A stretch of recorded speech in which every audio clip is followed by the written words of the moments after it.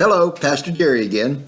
This time we're going to talk about the parable of the wheat and the weeds, or the wheat and the tares. It's in Matthew 13, verses 24 through 31 and 36 through 43. Now, you know the story, or at least you should remember it because I just preached on it a couple of weeks ago. Boy, it seems a long time now. Anyway, a man sowed good seed in his field. And when all were asleep, an enemy sowed bad seed in the field. When the plants came up, the workers noticed and asked if they could weed the field to get rid of the weeds. And the farmer said no, because in gathering the weeds, you just might root up some of the wheat. And we don't want to lose any of the wheat. So we'll wait until the harvest, and then we'll separate the weeds from the wheat, and we'll burn the weeds and store the wheat.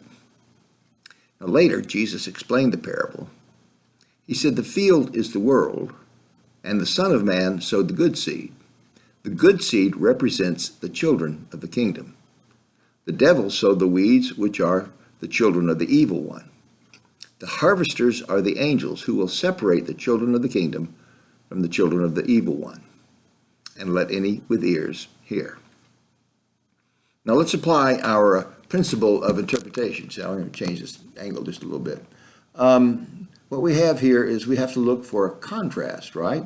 Well, first we look for the contrast, and in this case, it's the contrast between the good seed, the weeds, and good seed and the wheat, the good seeds, and the weeds, the bad seed.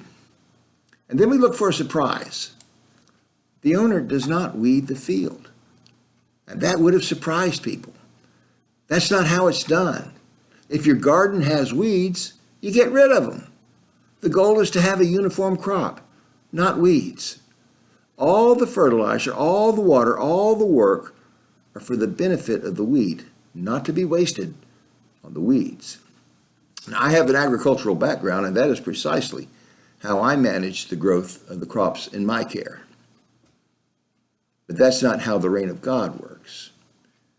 I think this is saying that God is more interested in growing, in adding people, rather than excluding people. You see, God's reign works against our efforts to create a pure community.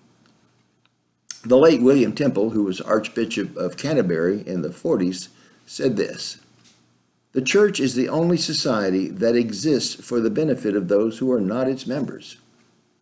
And remember now, this parable is about God's reign. It's not about a specific church or the church.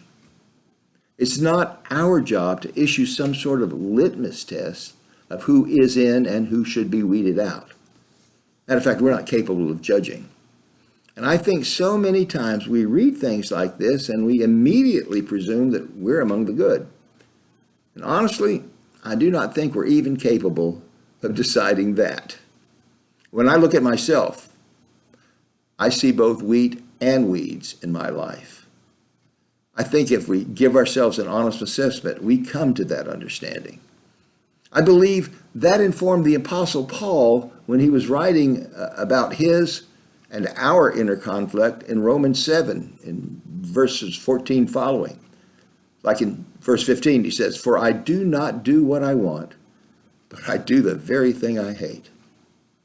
Now, please, do not hear what I am not saying. Okay? I like that phrase. This is not being passive in the face of evil, for there is evil in the world. There are issues of justice. There are systems in place that hurt people.